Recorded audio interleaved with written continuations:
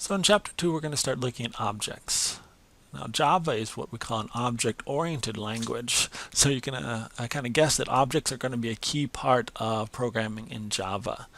So we're just going to start with 2.1 here, Introduction to Objects, and go through this. So an object consists of some data and some operations or methods, some actions that that object can do. We often tie these things to real-world things. So we might think of an object that's tied to a patient, or an object that's tied to a transaction or a purchase. Here we're going to look at an object that's tied to a people counter. So imagine like in a subway or in a store, there's a little turnstile as you go in, and it counts how many people go in. So this little turnstile can just do a couple things. It keeps track of how many people it is. So here's an abstract look at it. We have some internal data. The only thing we have is a number of people that we have here. And then we have some actions we can do. We can increment, reset, print, or get the count. So we can increment the count, reset the count, print the count. We start this, and again, you can go through this and see, here's how we could create an object. So we have what is called a class, and we create an object from that. And then we have some internal data, the number of people.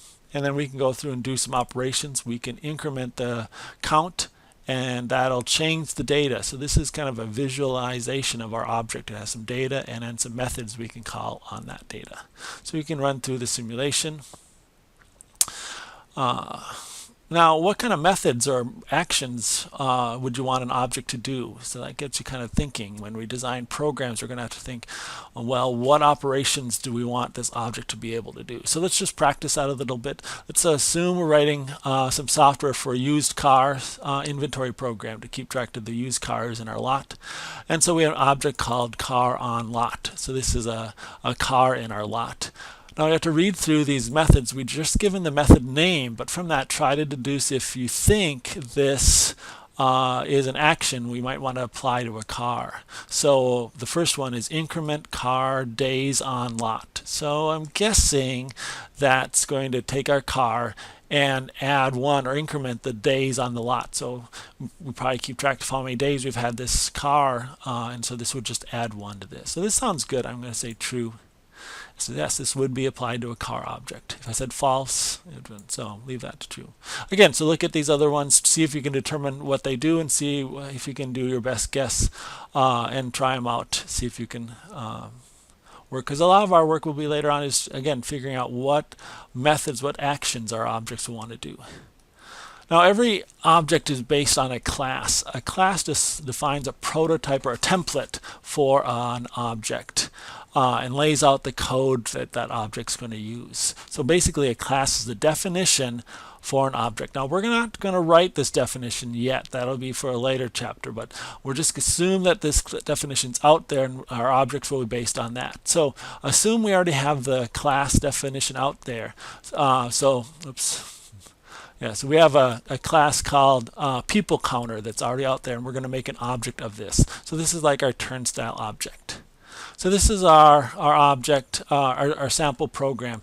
And I find this a little confusing, and that's why we've switched to BlueJ. So I'll, in just a sec, go through and do the same thing in BlueJ, and I think it'll make more sense.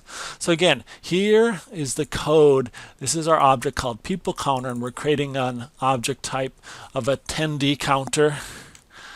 And we have to say new people counter. And again, BlueJ will do some of this for us. And again, we're going to do some operations. We're going to increment, use that attendee counter that we created, and we're going to call the increment count method. And same, call that again, and call that again. And then we're going to print out the attendee count, and we're going to use the attendee count and have a function called print count. So let's switch over to BlueJ, and I've opened up the zyBooks Chapter 2 example.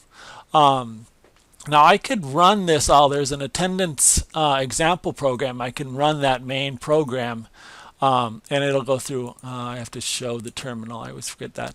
And it should say, attendee count 3. Oops, I had a 3 here. Let's clear this out again and run this again. So run main. Okay, attendee count 3. So it goes through this, it does all this code, and it prints out attendee count. So it does this same output here.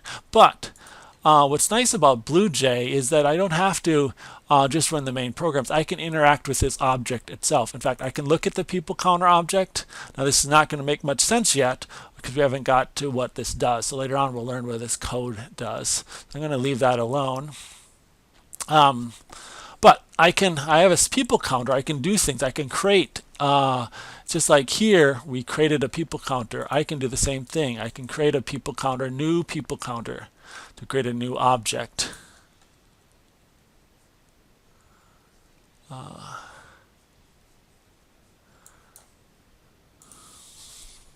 Okay, it asked me to give a name for that. So I'm going to call this attendee counter.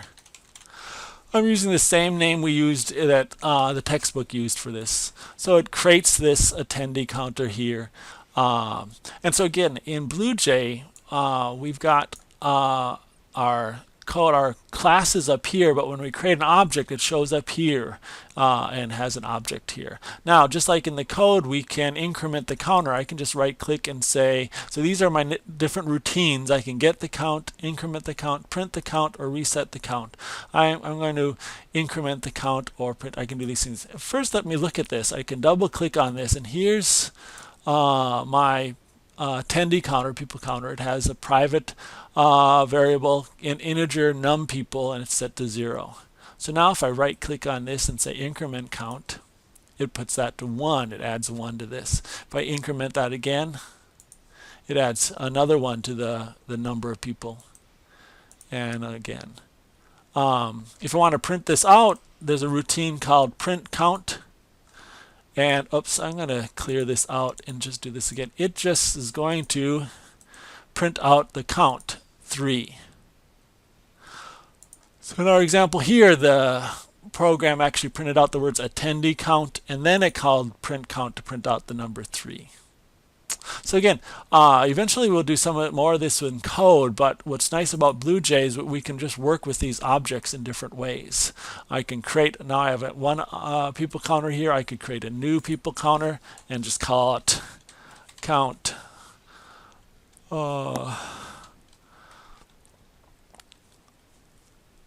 And I can get the count or print the count, things like that on this. I can create another object. So maybe I want to keep track of the number of people coming to my party. So I can have a party count. And someone gives me an RSVP and they're coming. I'm going to open that up so I can see it. So they're going to come. I can increment. Someone else RSVP says they're coming. Now I want to know how many people are coming. I can just say this get count and it'll tell me there are 2 people coming here. Okay, back to our textbook. So again, we did this in BlueJ as well as in code here. And again, there's some questions about people counter that you can go through and see how you can answer here. Finally, there's a activity here. It's going to show you both the attendance example and the people counter example, both sets of code here. Very similar. It's the same thing in here in BlueJ. We've got this code is the attendance example, and people counter is this code. So it's the same code that's shown here. And you can reset this and run it and just see what it displays. So that's a quick introduction to objects. We'll start dealing more with objects in the next section.